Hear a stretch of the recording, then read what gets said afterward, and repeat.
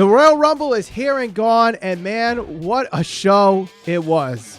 We'll talk about it next on the Squared Circle Cycle Bout. My name is Michael Valenti. Joining me is Ralph Valenti. Ralph, some good, some bad, and some downright ugly with this show, and let's get right down to it. Roman Reigns versus Seth Rollins for the Universal Championship starts off the show, and it looked like it was going to set the pace for a really good show, especially with Seth Rollins coming out dressed as a Shield member. The music hits, crowd goes apeshit for it. I love the story being told here where Seth Rollins is in Roman Reigns' head. You know, the whole laughing at Roman Reigns throughout the match, going for the fist bump. A lot of good stuff in this match, but I think the thing that people are going to talk about is the DQ finish where Roman had the guillotine. Seth Rollins was not going to tap out. The ref raises Seth's arm, and it lands on the bottom rope. Roman Reigns would not let go after the count of 5, so there's the DQ. Fans boo the hell out of this. We get Roman sucks chants. What'd you think of this finish? Oh, I hated the finish. I thought this was the most WWE finish that they possibly could have done to get themselves out of a situation where they didn't want Roman to lose, but they also didn't want Seth to lose. Now, I understand from like a pro wrestling storytelling standpoint, like all of this is probably going to make sense, hopefully to progress a storyline. And I understand that. But look, at the end of the day, and this was the big problem for me throughout the night, the E in WWE still stands for entertainment. Now, did they entertain us throughout the entirety of that match? Yes. Yes, they did. This really just, to me, just kind of set the tone for what was going to happen the rest of the night throughout the show. Shenanigans, non-finishes, matches and winners that people just couldn't get interested in. I thought this match was great. From the get-go, I mean, it really made you believe that Seth Rollins was going to go out there and maybe possibly beat Roman Reigns for that championship.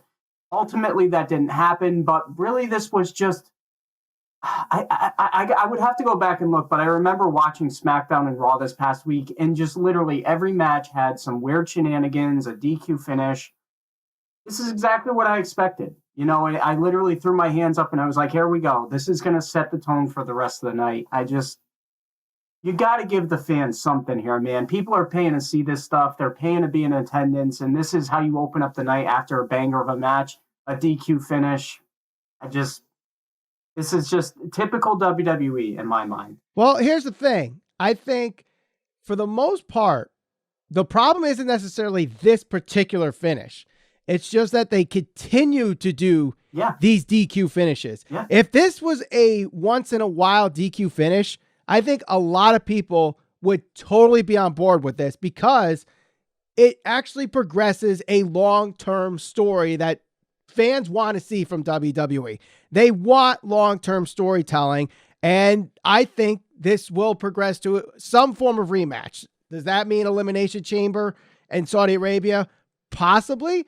But who knows? Maybe they, saw the reaction that it got, and maybe we see Seth Rollins insert into the main event of WrestleMania this year as a triple threat. I don't know. Time will tell. But I'm one of those that actually loved the finish. I really like this finish, and I know a lot of people shit on this, but like I said, I think this is more WWE doing this nonstop DQ finishes to protect people than it was this particular finish. What I loved about it, it got Roman serious heat. It got Seth seriously over with the fans. And I think it progresses a story where we'll get some rematch down the line.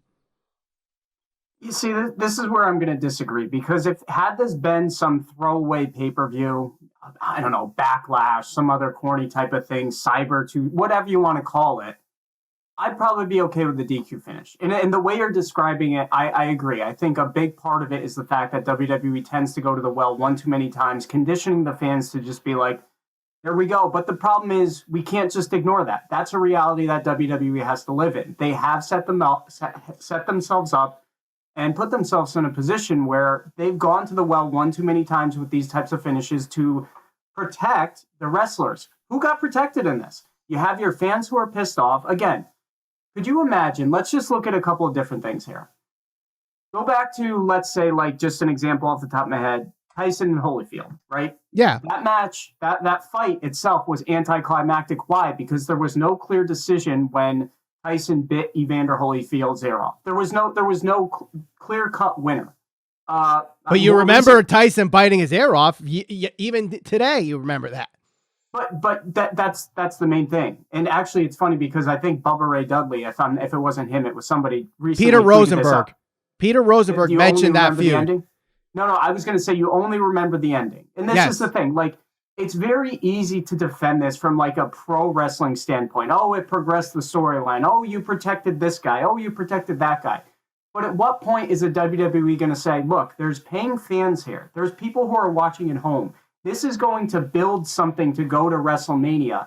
And that's how you open the night up. I mean, this is like just as an example, some people you had pissed off about the overtime rules in the NFL games last week. Mm-hmm. Or could you imagine like just having one of those great NFL games just end in a draw? Hey, right. No one's advancing. Like, they've got to do better. They've got to do better. If you don't have people there in the back that you're paying all this money to do creative and to do the storytelling, and this is going to be your cheap way out every single time. Oh, we'll just have a run-in. Oh, we'll have a disqualification. Oh, there'll be what AEW does, like time limit draws, but at least they do it in a way where you're truly trying to protect the wrestlers. Yeah, I get it.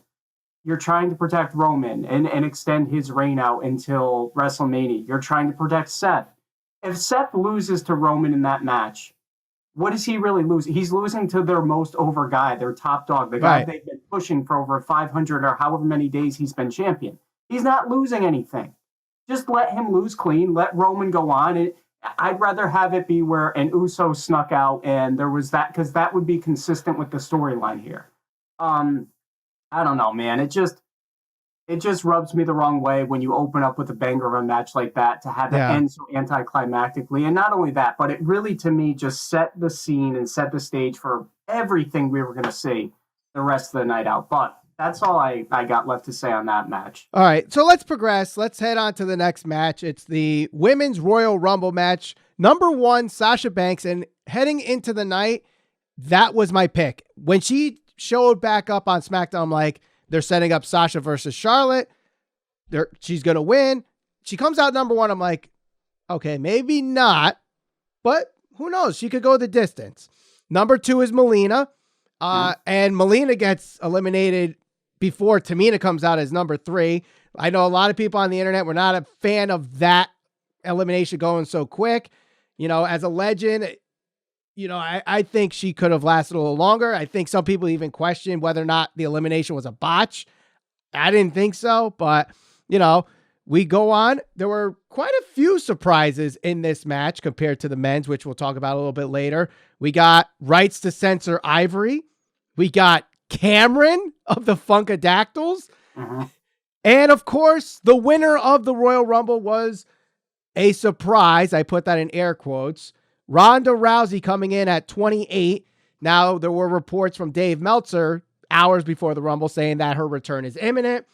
Her match originally was against Becky, but now it's against Charlotte. Is this a good move to have Ronda come back at 28, win the Rumble? And was it too predictable for her to win?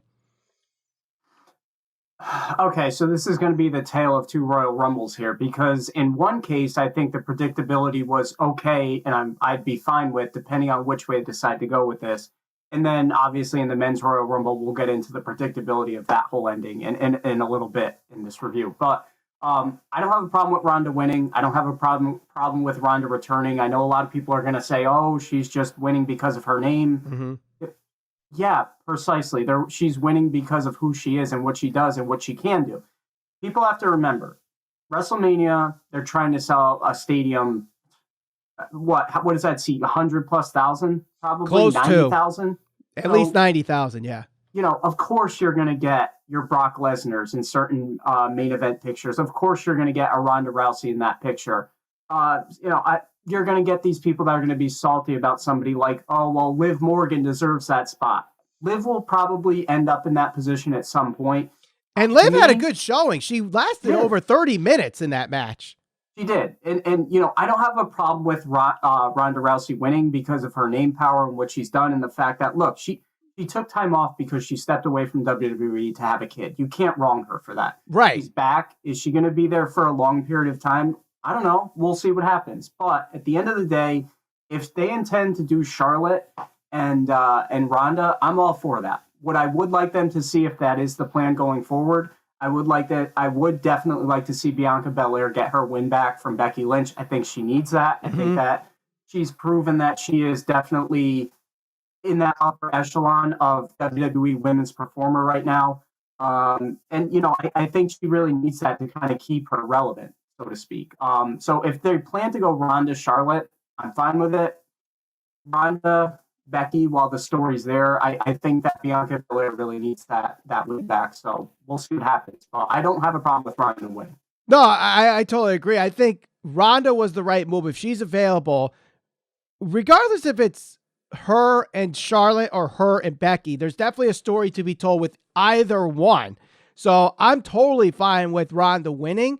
And I think the women's match, while some might think it was a little underwhelming, especially because Sasha got eliminated early on and by Zelina Vega of all people, who everyone thought, oh, she's buried when she first came back to WWE, losing all those matches. Now she's a tag team champion. She eliminates Sasha Banks in the Royal Rumble, and she had a very decent run in the Royal Rumble. I believe it was like close to 15 minutes. So she had a good run. I think also, a couple other surprises that we had in this Rumble were, not expecting, as I mentioned, Cameron and Ivory, but we also got the return of Sarah Logan. And, that was a nice little surprise. And Mickie James. Let's talk about Mickie James here, because obviously the involvement with Impact, how much was WWE going to allow with this? They put the graphic up saying that she's the Impact Women's Champion. I get it that they didn't say knockouts, but I'm not too upset about that like some people might be. She comes out with the title, and she comes out to Hardcore Country. And on top of that, she lasts like 20 minutes. So WWE did a good job showcasing Mickie James and Impact Wrestling in this Royal Rumble match. Would you agree?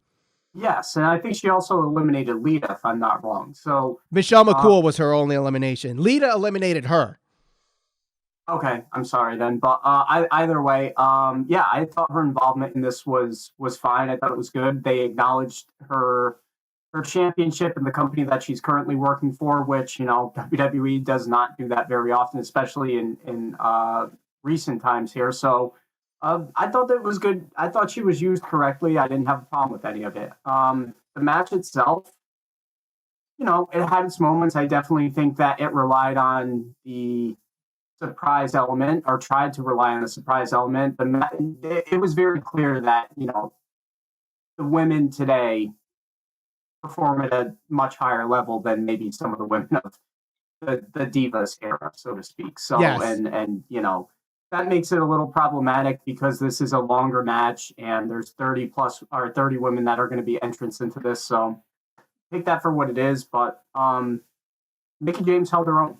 Not unexpectedly. She's a legend in her own right. So right after the Women's Royal Rumble match, we have Becky Lynch versus Doudrop for the Raw Women's Championship. I gotta be honest, the match prior with the Women's Royal Rumble match kind of took some steam out of this match. Plus the fact that fans were distracted because of the WrestleMania sign catching on fire. You can't get into this match, and you knew Becky Lynch was going to win anyway. So. Yeah. She does win with the manhandle slam from the middle rope onto Doudrop. I don't think this, Doudrop loses anything by losing to Becky Lynch. And I think, we all know eventually it's either going to be Bianca or Liv Morgan, or maybe even a triple threat between those three. But there's not much to go with this match. I think it was a solid match, but fans distracted kind of took away from it. Yeah, I mean, you hit the nail on the head. There's not much that you can say about this match that you didn't just go over. I never really bought into Doudrop winning. The match itself, well, I'll give credit where credit's due. For what it was fine. But the ending, especially after Ronda winning, there was no doubt in my mind Becky was winning this match. Right. And it's again, you would like to see, it's Royal Rumble. It's one of their biggest pay-per-views. Aside from WrestleMania, it's probably their biggest pay-per-view of the year. Going into that match, I don't think anybody bought Doudrop as being a legitimate contender to the title just because she hasn't done a whole lot. Not to say that she can't perform at that level. So you would hope that they would deliver a little bit, maybe a match that was a little more entertaining. But for what it was fine, I guess. But now let's move on to probably what was the beginning of the end of this pay-per-view. Bobby Lashley versus Brock Lesnar for the WWE Championship. A match people have waited 20 years for. And it started out really great. They were beating the hell out of each other. You know, you saw 5 or 6 German suplexes from Brock on Bobby Lashley. One of them, Bobby Lashley just no-sells, and that got the crowd going. He does hit a couple spears on him, tries to go for a spear through the barricade, misses, goes back into the ring, and not one, but 2 ref bumps lead to the finish, and they were both pretty badly executed ref bumps. Roman Reigns comes out, Superman punches Brock Lesnar, then goes to Paul Heyman, reaches for the WWE Championship, where where Heyman hands over the title to Roman, knocks out Lesnar with that title. Lashley comes out, covers 1, 2, 3, new WWE champion. And I think from that moment on, everyone saw the writing on the wall for what the rest of the night would happen. But it's one of those things where I think for the story, it had to happen. It just wasn't the right move. I agree 100%. I feel like there's individually, if all these things happened on separate nights, if Brock entered and won at number 30, if that was the only thing that happened last night, that's okay in my book. If this whole thing with Bobby Lashley and Brock Lesnar happened maybe on a different pay-per-view, okay, maybe I'd be okay with that in my book. If Roman Reigns got disqualified on a separate pay-per-view, okay, but all of this happened in one night, and it was just so stereotypical. Like all the things that people say bad of WWE, like it was everything happening in one night. On top of that, you got the WrestleMania sign burning in the background later on in the night. It's just, what couldn't go wrong for them? I'm going to make this argument. If Bobby Lashley, and you know, this is all retrospect now, if Bobby Lashley was going to be the guy that's going to main event WrestleMania as a champion, which probably is going to happen at this point, does he even need to be in this match with Brock Lesnar? Why waste this 20-year clash, this 20 years of keeping these guys apart for that ending? Could you not have had a Kevin Owens? Could you not have had an AJ Styles? Could you not have had somebody else in that position if that was the ending you were going to go with? Now, granted, you can say Brock went in as the champion. You could have had whoever else go in as a champion. If it was ultimately leading to Brock being number 30 and winning, you didn't need to waste this match with that, because what they went out there and did, I think I enjoyed pretty much most of that. I think it was what I expected from those two. But you can't erase that. You can't go backwards. That match is now done and over with and wasted in terms of the one-time meeting between these two, at least in the clash between the two in the last 20 years of build-up. And, you know, it kind of, well, and not kind of, it was underwhelming. The ending was bad. And it just, all those things wrapped into one happening in one night. Just too much, man. It's just stereotypical pro wrestling. Like, I get it. Like, there's certain things you have to do to protect people. There's certain things you have to do to progress storylines. But this whole night to me was just overbooked and underwhelming. Yeah. And this was like the point where, like, the descend on the roller coaster, because this is where I think things started to go really bad and people just really started knowing what was going to. I tweeted this like hours before the Rumble. I was telling you all week I thought Brock was going to win because this exact scenario. Yeah, I think it was very, very predictable. And sometimes predictability could be a good thing if that's what you're looking forward to. You know, like Hangman Page winning the title off Kenny Omega was predictable, but we wanted that to happen. Brock Lesnar losing this match to get into the Royal Rumble was predictable, and it progresses that storyline. And I think the story's been told pretty well, but now you got to question, whether or not now it's lost steam because of this is WWE doing WWE things all over again. And, it depends on how can they recover from this. Who knows? Maybe they could, maybe they can't. I don't know. I think right now the steam has definitely lost a lot because of last night. But before we head to the main event, we had the mixed tag team match, the It couple versus the Grit couple. And for the last month, I was thinking to myself, why the hell is Beth Phoenix going around with this weird ass mohawk? On Twitter this morning, she finally revealed what it was. Do you know what it was, Ralph? I'm going to guess it might have to do with Luna Vachon. It is exactly an homage to Luna Vachon, which I didn't realize until she did the picture on Twitter. And I was like, it makes sense now. And she even did the little, veins drawing on her face. That nice little touch there. Before this match even started, I tweeted out, watch this match be the best match of the night. And that's just because the bar was set so low with all the schmazes and the underwhelming victory with Ronda and a distracted crowd for Becky. And the match wasn't even that bad. It actually was a pretty decent match.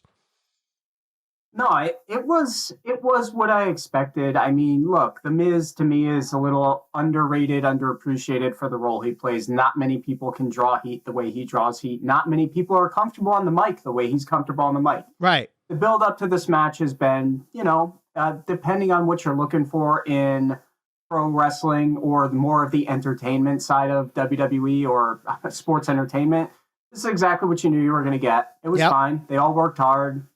It worked. Whatever. It was, like you said, maybe I guess the best, depending on how you felt about Roman and Seth. That was great, but until the end. I guess the best match of the night. Yeah. It was definitely, I would say Seth and Roman was 1. This was probably 2, but that just goes to show you how bad this show kind of was and underwhelming it was, because going into it, you're like, this could be one of the best pay-per-views WWE's put on in years. And it ended up being like, holy crap, we're back in 1995. Yeah. Like it was bad, but Maurice doing a Hurricane Rana onto Edge, I believe, right? Yeah, onto Edge. So that was a little surprising. That was a good little move. So I thought, the match was good. The right team won, and they both do the Glamazon Slam or the Glam Slam. I forget what I'm drawing. Thank you, the Glam Slam for the victory there.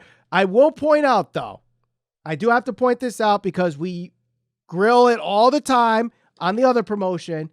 But it seemed like Rick Knox came in and possessed Jessica Carr and was like, fuck the tag team rules. Just do what you want. Just do what you want. Yeah, this was, I actually legitimately had that thought cross my mind. I was like, okay, I guess we're not going to abide by the rule. And WWE, to their credit, or at least the wrestlers' credit, like if they're going to do that type of thing, you get in, you do your spot, and you get out of the ring. With AEW, sometimes things go just way off track, and you might as well just have the ref. One time, I'm just hoping a ref jumps out of the ring and walks to the back. Like, fuck it, let them do. Well, Bryce Remsburg did that on like the first episode or one of the first episodes of Dynamite. Oh yeah, I mean, this was very reminiscent of something that you'd see almost on a weekly basis on Dynamite or something. Yep, that's true. All right. Let's get down to it. The men's Royal Rumble starts out with AJ Styles and Shinsuke Nakamura, and you're like, oh, great. Before you get into that, there's something we have to talk about here. Okay. One of the things that has plagued the Royal Rumble for, I want to say, 5 years, and you can agree or disagree with me once I kind of go over this, is these fake spoilers, these blatant lies, or these narratives of people who are in or supposedly this expectation that this forbidden door was going to fly open and Cody Rhodes was going to come out, and 3 years ago Kenny Omega was going to come out. Guys, you have to check your expectations. you have to be realistic here. I mean, this is something that's been plaguing the Royal Rumble because you set your expectations here, and even if WWE delivers here, like on a scale of 1 to 10, because you didn't get said expectation or said surprise, Rumble sucks. Things I saw yesterday for weeks. Oh, Cody Rhodes, this and that. Come on, guys. Papa Shango. Papa Shango's in the I would have popped for Shango. I would have popped for Kurt Shango. Angle's in town. Kurt Angle's in town. Oh, the Undertaker's there. But well, Undertaker was there. Sure, but it's like Taker being there for his wife goes from Taker being in the Rumble and winning it. It's like, what, guys? You're ruining it for yourselves. You're doing it to yourselves, and this has gone on for years now. Years. People with these expectations that these people are going to come out or debut or cross over. I saw somebody tweeting yesterday. I really thought Okada, this was the year. Like they were really going to bust open the forbidden door. Why? Why? Because someone who writes a wrestling column like told you, oh, my source told me. No, there is no source. There is no, unless you're getting it from Vince McMahon, from Triple H, from Nick Khan. Like, stop it. You're ruining the pay-per-views for yourself. You're setting an expectation that is not attainable. All right. Don't watch. Just don't watch. I agree to an extent. Like, I was not expecting Cody Rhodes or Chris Jericho or John Mike or anybody from AEW. I was playing around on Twitter and just teasing people every time there was like some hint of, like Jericho canceling his Saturday night Facebook Live thing. I'm like, oh, that's it. Jericho's in the Rumble. Or, the backstage promo that Cody cut saying that he's, not under contract. Oh, Cody's in the Rumble. All the mentioning of Moxley. Moxley's in the Rumble. Kurt Angle's back at the hotel in St. Louis. Up. Kurt Angle's in the Royal Rumble. I mean, some of this is like, tongue in cheek, yes. Yeah. And having Wade Barrett tweeting out Papa Shango, I personally would have popped to see Papa Shango, but it's not like he was gonna win it. Right. And that's the thing. Like, it's okay to have expectations for surprises, of which WWE gave us. I guess we'll kind of get into that. They gave us like 2.5. They gave us the return of Drew McIntyre, which coming from serious neck injury, that's a surprise. I didn't think he was going to be there at all. Bad Bunny and Shane. Bad Bunny. Okay, so then 4.5, I should say, or 3.5, because Lesnar being a surprise at 30. But yeah, Shane O'Mac. But everyone else is on the roster. We didn't get any like usually you get like 2 or 3. Like last year it was Kane, Carlito, and I think one other, I can't remember. This year it was just Shane McMahon and Bad Bunny. Everyone else you knew was in it. That to me is a little underwhelming. Now I'm not expecting 10 surprises. I'm not expecting Kazuchika Okada or Kenny Omega or Cody, but they could have done a little bit better to bring somebody out other than, oh, we don't have anybody. Shane, get out there. Get your baseball tee out. Yeah. No, I agree, but let's get into it. Yep. All right. So we all know Brock Lesnar wins at number 30. Not really a showcase for anybody on this Rumble match, except for AJ coming out at number 1, lasting 30 minutes, and he had a couple eliminations. Austin Theory coming out at 3, lasting 22 minutes, despite no eliminations. Madcap Moss and Happy Corbin almost getting 20 minutes each, and Corbin getting 3 eliminations. Other than that, like, I don't think anybody really shined in this match. I don't think any storylines were planted for the foreseeable future. Like, usually the Rumble kind of hints at, okay, this is where they're kind of going for maybe Mania or down the line, but I got nothing with this. Yeah, no, and that was my second biggest gripe of the men's Royal Rumble. Nothing to elevate anybody, and there were so many people that could have been elevated. I think Austin Theory. I thought that AJ Styles was fine. I expected him to be there more towards the tail end of the match. Mm-hmm. Especially given I felt like him coming out number 1, but doing the Shawn Michaels, you're like, oh, he's going the distance. Yeah, I truly did expect him. I honestly, if Brock did not come in at 30, he was my favorite to win from the number one position. I mean, Austin Theory, I think Matt Riddle could have shown a little bit better. Even like certain things, like I feel like sometimes they'll, WWE doesn't like to play to like the IWC or the internet rumors that get spread, or some of the stuff that you hear in like shoot interviews. But everybody knows, or most hardcore fans know, that Brock Lesnar and Riddle have a past. Yeah. There's a story there. They did the same thing with Bennett and what's his name, Diesel, when he came out, because there was a whole thing about him saying something about his wife. I don't remember the exact. Yeah. So, but even to that point, like, they didn't even really give you that. They just had Brock picked him up and threw him out. So like, WWE in these matches sometimes can really help build somebody, or this can be used even in a losing effort to catapult somebody to the next level. And even in the women's match, I don't feel like they did that. Like, that could have been Liv Morgan, while she looked strong.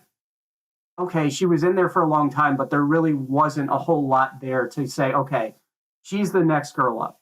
Same thing in this men's match. Austin Theory, okay, he looked okay, but this was built around, really, to me, like, the thing that I took away from it, other than Brock winning, was, the happy couple, I think they were referring to him to. Happy folks. Happy folks, okay, those two.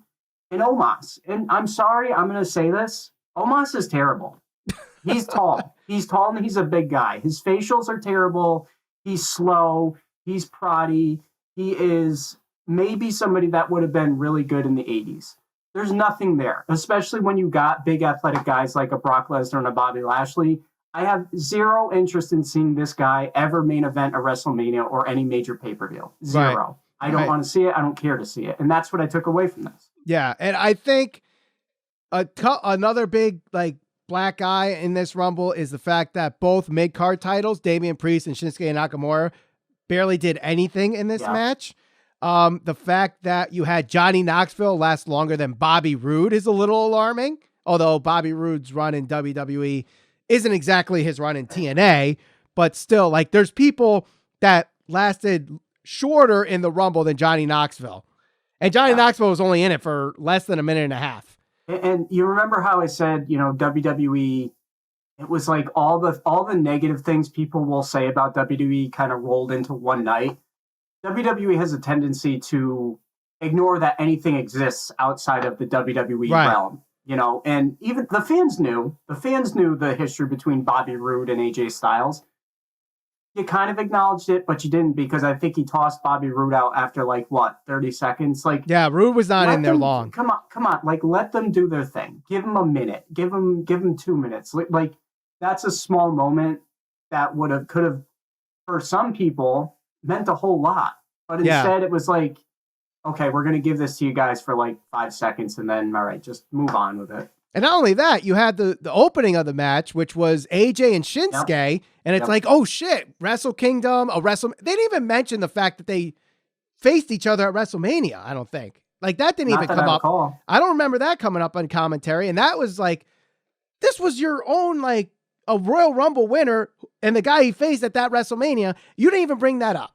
And that's a little annoying. That's where you miss a guy like a Jim Ross, who was so good at, like, setting the stage, telling the story, because in that minute that they were facing each other, or however long before somebody else came out, there's so much history there. You have AJ, who debuted in the Royal Rumble. You have Shinsuke, who's won a Royal Rumble. You had Wrestle Kingdom. You had them both wrestle at WrestleMania. Like, that's stuff that needs to get plugged, like, no doubt, and build the tension to set the stage for this match. Yep. Not only that, but just kind of maybe even have Shinsuke and AJ go deep into the match and keep revisiting it throughout. But definitely didn't get that. Not at all. No. And the fact that Shinsuke lasted less than 6 minutes, come on. He's the Intercontinental Champion. Like, give him a little bit more than just 5 minutes and 50-something seconds. Yep. That's bad. And, you have Drew McIntyre come back, and that was, a good surprise. He's the last man eliminated. And heading into the Rumble match, I think most people thought it was either going to be, I think someone from Raw probably would have won outside of Brock Lesnar if he wasn't going to win. And you had AJ Styles, who lasted 30 minutes. You had Kevin Owens, who got eliminated by Shane McMahon, and Big E, which was, I think, the biggest crime of those three favorites, that got nothing. And granted, part of that might have been because Kofi Kingston's elimination save move got botched this year for the first time in 14 years. You know, like, Big E has to suffer because Kofi messed up. Come on. He just lost the WWE Championship less than a month ago, and that's how you put him out in the Rumble? Like, nothing? No, because it's more important to save guys for the end of the match, like Bad Bunny and Shane McMahon. Yeah. It's just these are the types of things that just drive the fans nuts. Like, your hardcore fan base, so many times that, you know, and this is the thing. I think a lot of times WWE gets the short end of the stick with the hardcore fan base because no matter what they do, right, the fans are going to hate on it. Yes. I think a lot of times over the past year or two, their pay-per-views have delivered in a big way when people didn't want to give them credit for it. And just last night, it's like the people who don't generally watched last night. Oh, yeah. And the people that watched last night that don't generally watch are not going to watch anymore because it's like, this is what we're coming back to. Yeah, you know, I watched the Royal Rumble from 2003 or 2004. That was 20 plus years ago when Brock won, and it's like you're going right back to this. It just last night was a clear indication to me of their inability to create compelling stars. Mm-hmm. Because when you do, like a Big E or like you luck into getting a guy like an AJ, or you luck into re-signing a guy like Kevin Owens, this is what you do to them. Right. It does not make sense to me. Right. And I understand Brock winning sets up the main event against Roman, and, you know, you want the Royal Rumble winner main eventing WrestleMania because that's what the stipulation has always been. Even though if you actually look at the history, the actual percentage of winners that actually main event WrestleMania is like 60%. It's nowhere close to everyone main eventing WrestleMania. But I think he could have just won the Elimination Chamber next month because you know he's going to be on the Saudi show somehow. Then you have the Raw challenger of Lashley win the Rumble. And he has so many ties to people. You could have had him legitimately have Big E win, and there's already history with them. You could have Drew McIntyre win and switch back to Raw, and they have history because, remember, Drew McIntyre lost the ability to challenge for that title again because MVP screwed him over. Now he wins the Rumble, and you revisit that story with a full stadium in front of them. And McIntyre gets his big win in front of a big crowd. Yep. You just said, nope, Brock and Roman are the money. They're the only ones that could draw. They're the only ones that are stars. Fuck everybody else. And that's the problem. And here's the thing. As you pointed out yesterday when we were 100%, he's Brock Lesnar. He could say and he can do what he wants in storyline or probably elsewhere. So if they look, this is not professional sports, people. This is pro wrestling. You create the storyline. You create the narrative. Yep. Do something creative to get. Oh, well, you know, there's only a few paths to getting somebody into the main event. Bullshit. We saw you do with Daniel Bryan when he was over. You got him into the main event. Okay? You can find a way to work Brock and Roman without sacrificing the main event here, because my problem is this. This is supposed to be the road to WrestleMania, the thing that catapults you, the thing that gets the fans invested to go from Royal Rumble to WrestleMania. There is very, very, very little positive buzz coming out of last night. Brock Lesnar was one of the most over guys going into this. Coming out of it, that your money feud, to me, in my mind, is damaged because all the shenanigans combined last night.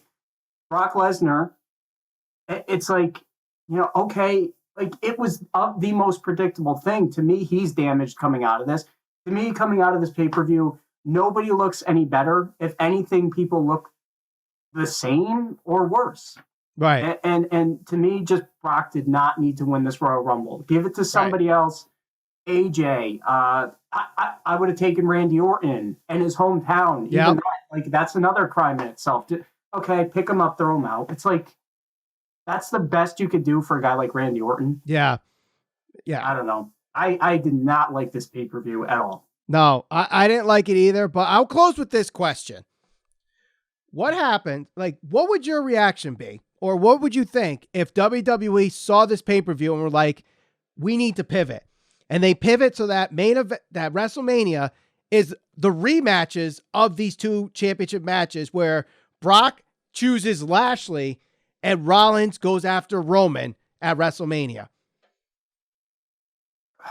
I would be fine with it. The problem is I don't think they're going to do that. But if that's the route they went, I'd be fine with it. As long as it meant, I think that we have to get closure to the Roman Brock thing, certainly because of everything last night. They can't just ignore what they already created. But if they did Brock and Lashley at WrestleMania, that would be a time, because they can always say, look, you didn't actually beat Brock, because he really didn't. Right. And Roman didn't technically beat Seth. So, yeah, I would take, because I think if they do go forward with Brock and Roman, that's an even worse position in my mind, because how do you get out of that clean? If you have to have a clean finish in that match, you either have Brock lose, which there's no shame in losing to Roman at this point. But you, at this point, after what we saw last night, I think you really, really take a big risk having Brock end Roman's run here. I don't think that's in their best interest. No, it's not. But they got to build someone up to be a credible babyface. And I think Seth Rollins did that last night. I really do. I think the crowd after that finish was really behind Seth and really booing Roman. And I don't think it's just they're booing bad booking. I literally think they were booing Roman, getting counted out in that DQ, and it was just good heat. Yeah. The other possible scenario that I'll throw at you, actually you threw it at me first in a text message. I was just going to bring it up. What if they go and relive 31 and Seth gets his way into that match as a triple threat? Seth has to win. Seth has to, because WWE is in a position right now, if they go that route, they're in a position right now where, regardless of actually what they do, but they don't have many people readily available to beat Roman. They really don't. No. They have maybe if you build him up again, Drew McIntyre. I mean, certainly an AJ Styles. But again, WWE doesn't take care of anybody other than the guys that are at that level right now. Correct. They've taken care of Roman. They've taken care of Brock. Okay, if you're going to go that main event and Brock loses, then who's next? Right. If they go the triple threat, in my mind, Seth has to win that match. And it has to be very reminiscent of the first encounter where he cashed in, because there's just, where else do you go from that point? Walter's not getting called, Gunther, whatever you want to call him. Yep. He ain't getting called up anytime soon. And even if he got called up, they'd have to spend so much time trying to build him up to the casual fan that, it'd take forever. What are you going to, after what, Kevin Owens getting eliminated, how he got eliminated, you're going to convince people that's the guy? I mean, right. Seth is the guy that's most ready for that position, other than Brock. And after last night, I don't think fans are clamoring to see Brock end that streak anymore. I really don't. Right. I honestly think Roman was going to beat Brock at day one. They were going to have Brock win the Rumble, and Roman was going to win again. I honestly think that was originally the path. And I think because Roman tested positive for COVID, it derailed the entire road to WrestleMania. And that really showed last night, because now the creative team's like, well, we don't know what to do. They have no plan for the WWE Championship. They did not have to put Brock Lesnar in that fatal 5-way. As we know, last night just proved that. You could have had either Big E retain, or Lashley win, or Seth win, and just continue the WWE Championship story with a Royal Rumble winner or Elimination Chamber winner. Instead, they did this, and it just shows the incompetency WWE has at many times in their booking. Even when they do good, they find a way to mess it up. And it showed throughout this night.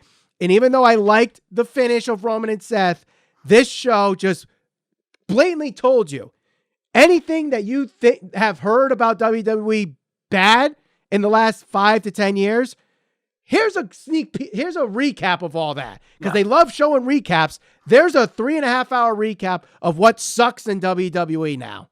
Yeah, if there was a book that said that was titled Pro Wrestling Booking 101, of which I'm not qualified to truly question, but I will say this: WWE has to adapt to the new generation of fan. You have a fan base that is very fickle. To coin a term by Daniel Bryan, you have a fan base that is very invested, and you have a fan base that is very smart to pro wrestling right now. I'm not going to talk about AEW versus WWE, but I will say this. With AEW, at least they acknowledge that exists. WWE, to me, in my mind, has not transitioned their mindset to accommodate that stance. That they don't acknowledge that is truly a real thing. Right. So, where I'm going with this is this. If you had a book that said Pro Wrestling Booking 101, and I open that book and I look at, okay, so we have this situation we have to get here. So, okay, flowchart DQ finish. Okay, here. Okay, have him go in the ring and get disqualified by using a steel chair. Okay, we're going to do a count out here. And it's just, if I can see the way it's going to be laid out 2 weeks beforehand, you got to do something to change things up. You got to do something to keep the fans guessing. This is not where fans are so invested in a guy like The Rock or a guy like Steve Austin, where they can get pinned earlier in the night and he can come out and stun 5 people, throw them over the top rope, and the fans are going to go absolutely insane. Yeah. That fan who's not as smart to pro wrestling and just is going to be so invested in these guys doesn't exist anymore. Brock Lesnar went from being one of the most over guys on Raw maybe less than a week ago to I don't want to see Brock anymore. Not me personally, but there are fans out there who are like, here we go again. They're going in with Brock Lesnar once again. And they have not changed their stance and approach to accommodate the fact that type of fan exists today. Yeah. And that's a problem. It is. And now that you have at least some type of promotion, maybe it still might be a distant 2, but still a number 2 out there that wrestlers do want to go to, that fans do want to watch, and that cable networks are willing to pay to put on their networks. WWE has to look in the mirror and go, what can we do to freshen up our product? And it's not to attack the other promotion and say, oh, what they're doing is not healthy for their networks. What you're doing is hurting your fan base, and it's diminishing. And eventually, I don't think it's going to hurt their TV deal anytime soon, which is part of the problem too. Until you could hurt them financially, they're never going to change. That's the problem. But, it's unfortunately the world that we live in professional wrestling. WWE will do this stuff for years and years and years to come, unless, someone comes in and shakes them in the head and goes, Vince, you got to change. Like, someone like Vince Russo has to come back and be like, you got to do this because this is what the trend is today. And they're just, that guy's not there. That guy's just not there right now. It could have been Triple H, but he's not there. So I'm sure, we'll get a fun comment section on this Royal Rumble. What you loved about it, what you hated about it. But you know what? It is what it is. We'll be, interacting with you in the comments section. If you missed our 2022 prediction show, you can click the thumbnail on the screen right now. We'll see you on the next episode of the Squared Circle Psychobabble.